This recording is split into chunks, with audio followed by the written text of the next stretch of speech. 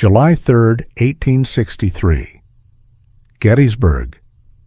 A solitary nod from General James Longstreet commits 12,000 men into a hurricane of shot and shell. But the story you know of Pickett's charge is a falsehood. Tonight you will hear the uncensored truth, concealed for 160 years from the man who endured it. This is no glorious legend. This is calamity. Withdrawn artillery, ammunition spent, officers pleading to stop the advance, and Longstreet's grim confession, "I prayed for death to flee this torment." Why did Lee dismiss every caution? How did 12,000 men dissolve in 50 minutes? And the secret Longstreet bore to his tomb.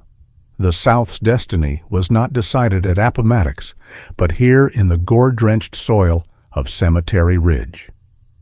But before we start, please like and subscribe to our channel to support our community. "General, shall I advance?" Pickett inquired with steadfast demeanor, his voice slicing through the clamor of distant rifle fire. The order stuck in my throat as if choked by gun smoke, and I could only communicate my assent with a solemn bow of my head. He accepted the command with an air of sanguine certainty, touched his hat brim in a salute, swung briskly into the saddle, and rode with a spirited air toward his brigade, spurs jingling softly as he left. I myself mounted my horse, a chestnut mare of a nervous disposition, and proceeded with all speed through the multitude to Alexander's artillery post, where disorder prevailed. He did report, his face smeared with filth, that those very batteries held in reserve to support the infantry attack had been withdrawn by direct order of General Lee's chief of artillery, leaving us destitute. Moreover, the ammunition for our deployed batteries was so critically low as to make them nearly useless in furnishing adequate cover for the charge.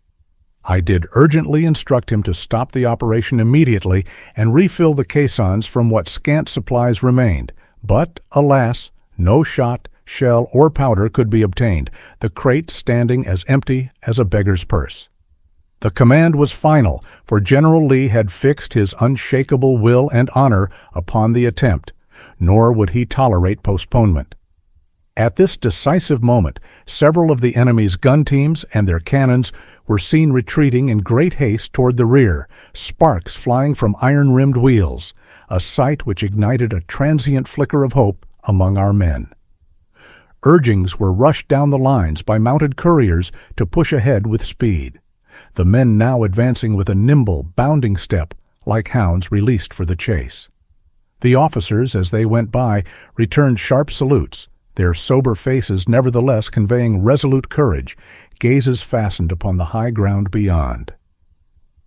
General Pickett, ever the most polished horseman, bestrode his dun mount with natural grace, his chestnut locks uncut for many weeks, lying calmly upon his shoulders like a warlike cape. Pettigrew's division, their flags cracking in the shifting wind, quickened their pace most commendably, and promptly adjusted their lines with the exactness of a parade ground the moment the great advance began, in grave determination, fifes wailing a reedy tune. No sooner had the foremost troops opened the path than the following units, bayonets glimmering faintly, sprang into their positions with military exactness. General Trimble, now astride a gray gelding, settled his reins and his stance with the unhurried air of a man setting out upon a civilized stroll at dusk, though his jaw was fixed like stone. Having been formed into proper order under a sky veined with smoke, the column began its deliberate and formal march past our stationed cannon, the gun crews standing bareheaded in homage. Our cannoneers, sleeves rolled to the elbow, arced shot over the men's heads as they moved down the slope, enduring the foe's intense bombardment until the thick gunpowder haze drifted back like some evil mist, whereupon each hostile gun trained its baleful fury upon our approaching foot soldiers. Those with drawn guns were supplanted by fresh artillery, newly brought up from the enemy's second line, to strike with mortal consequence, their mouths yawning like brazen wolves.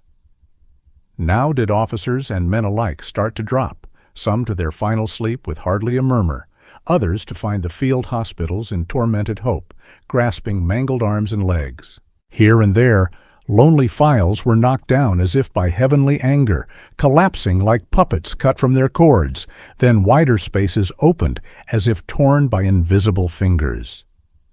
Occasional true-aimed shells, shrieking like furies, carved gaping holes in the formations. Yet these terrible openings were no sooner created than filled by the steadfast, the awful procession pushing ever forward toward fate, feet grinding the soil to mud. Colonel Latrobe, his saber banging against his leg, was sent in urgency to General Trimble with commands for his troops to plug the gap left by the broken brigades, a duty they accepted with exceptional bravery, though the wind smelled of smokeless propellant and hopelessness. The adversary, seeing this realignment, pressed ahead confidently against the reinforcing brigade placed in Pickett's rear. Colonel Sorrell, a man of lean build and steely will, was dispatched to counter this blow, forcing Pickett to shift his men toward that fresh conflict, their colors sagging like tired winged creatures. McLaws got instructions to drive his left flank ahead, yet the straight force of the cannonade exacted a dreadful cost upon our lines. Colonel Fremantle, his British red conspicuous amongst the gray, rushed forward with praise for our seeming victory. But I pointed to the vast openings in the ranks, now diminished to a fraction of their previous size, a dismal calculation of lead and steel. Trimble repaired the rupture on the left with martial refinement, his tone soaring above the clamor like a trumpet. Yet on the right, the enemy gathered denser than swarming insects.